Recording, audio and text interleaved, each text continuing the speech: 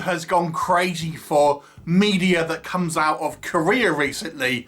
The kids love J-pop. The world went crazy for the Squid Games, and I actually really like a horror film out of Korea called Gwang-lim. But we are here to talk about another Korean horror film, the English translation of which is either Ghost Mansion or the Grotesque Mansion, depending on where you are. I'm not going to try and pronounce the Korean name, but there you go. It's essentially a anthology movie, but kind of all with this backdrop of this particular apartment building, which gives the kind of our 5 stories plus a wraparound. So the kind of wraparound, which kind of ties into the fifth story to a degree, is we have this Korean manga artist who's essentially going to this famed kind of somewhat abandoned building which has been rumoured to be haunted and stuff like to try and get inspiration for a kind of horror style comic book. And there the caretaker tells him a variety of stories which he then wants to kind of translate into comics, to be honest. So let's just kind of run through the 5 stories, then we'll talk about the movie overall. So the first one is about an author who is essentially trying to kind of write a book, and in this particular story he is haunted by the spirits of dead children. We learn that once upon a time was an orphanage, and there was a fire, and all the kind of adults left the children to burn. And he's kind of getting annoyed what he thinks are just kind of like initially just regular children, but it turns out there might be some ghostly goings on. So what do I think about this one? So this is a relatively kind of straightforward movie, and I gotta say, I always find it a bit of a struggle sometimes to judge acting when it comes from a non-English speaking movie. But I gotta say, I did think the acting, particularly in this sort of story, was actually very strong here. Really kind of, I think, giving you the flavour of the characters here. And it's just somewhat of a straightforward plot, to be honest with you, with a few kind of like sort of spooky moments. A little bit kind of too heavy on the CGI for me, this one. I think some of the other kind of effects worked a little better. This one was kind of solid, but fairly unspectacular, really, just with a sort of fairly kind of solid and, if unremarkable, kind of horror premise. The next one is about this female pharmacist who is seeing a married man. And this one's kind of, I thought these were all going to be like haunted children antagonists, but they're not. And this one, she's kind of living in a different room, and the kind of the man she's seeing may have done something dastardly, shall we say. And she's kind of becoming slowly aware of maybe what's going on there, and strange things maybe start to happen. There may be a bit of foreshadowing in regards to what she might be experiencing.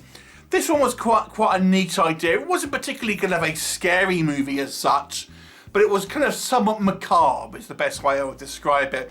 But fairly original, the original kind of story here. But it was one of these ones, and I'll come on to one in a minute, where sometimes I feel, especially in anthologies and also with kind of foreign movies, some of these things don't really make kind of sense. And although this one is a little weird, I still feel it kind of makes sense to the kind of the context of a haunted kind of house sort of style thing. And you don't quite know what's going to happen, but it's that you kind of enjoy the ride, if you ask me. So this one I actually quite enjoyed, and it's just a little bit off kilter, a little bit kind of makes you feel a little bit uneasy, without being sort of too out and out scary or horrific. I quite enjoyed this one. The next one I think was somewhat the most disturbing in a way, and this is this kind of real estate agent, and we actually see him in the first story kind of interacting with the author from the first story. And he's this guy who is a little bit of a kind of dirty player when it comes to real estate business, but he has a little bit of a kind of a dark side to him, where he's obviously somewhat of a lonely chap, and instead of a girlfriend he's got this kind of like mannequin, this female mannequin, I guess sex doll, although he doesn't explicitly say that he kind of lives with and kind of treats like a like a girlfriend ultimately. And she's kind of like a little weird looking, is the best thing I would say. And as well as kind of this strange mannequin seemingly may be coming to life, there's also some problems with the plumbing, which is a little bit gross. This one I think, has some quite nice, good jump scares in it, and the way this kind of mannequin is made up, it doesn't look quite right. Is the best way of describing in regards to like not really like anamorphically correct, if that makes sense. But it's not so that it makes it obviously bizarre looking. It's a bit like when you have like killer doll movies, and they're not made to look super evil, which is kind of obvious, but they look slightly kind of off kilter. It's kind of like that. So I have to say, I thought this one was quite fun. Because we were introduced to this character a little earlier as well, you feel like you kind of get to know the character a little well. And this is probably, I would say, my favourite out of the kind of the story. It's just because it's such a kind of a familiar premise in regards to like a kind of haunted doll thing, but it's done in such a kind of fun way, and kind of like has some quite kind of creepy moments and some pretty good jump scares, I have to say, in it.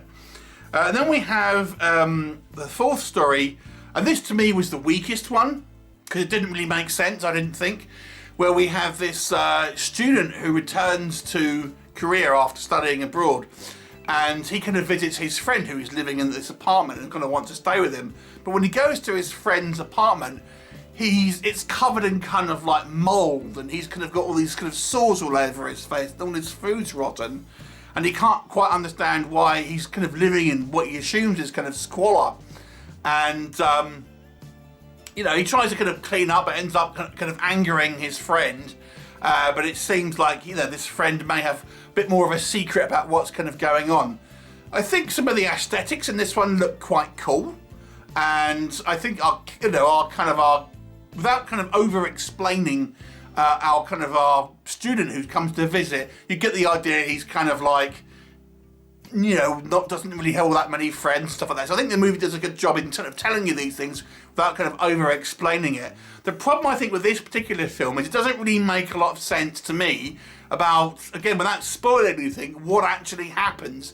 I don't know why this kind of mold is there, and it seems to be something to do with his family, but I don't really know what's happened. It doesn't really make a lot of sense to me, this one. And as such, I couldn't really get as invested in it. And also when he's kind of, even before we get to the kind of the reveal, so to speak, that our visiting student doesn't say to his friend, go to the doctor or something, you've got pustules all over your face. It just seems like this one was a little more ill thought out to me. And then the final one, which kind of also connects to our wraparound story, so we have these two thieves that want to kind of break into this apartment building, and they believe that there's this cult leader there who is hiding out in this apartment building, who has got all these kind of riches, and they actually find the cult leader, but he's dead and mummified. And this one kind of ends up being somewhat of a traditional kind of zombie style kind of ghost. There are some quite good imagery in this one, I have to say. It will remind you a little bit of the Jane Doe movie. I forgot what it's called now. But there's some pretty good imagery, scary imagery with this, and also use of sound, where we have this kind of like, they find this mummified corpse with kind of bells around its kind of feet, and you can hear him kind of walking along and things like that. And even before we get to it, and how it kind of wraps in with the kind of the wraparound story again, there's some pretty freaky imagery here. The wraparound story itself, I don't think is anything particularly kind of too exciting, although once again, it doesn't quite make sense to me about what's kind of going on. So there's sometimes things are lost in translation. I do appreciate that. The only other thing I would say was the constant in regards to any critiques for this movie is all of the films, including the wraparound, kind of end the same. And without kind of telling you what it is, you'll kind of get the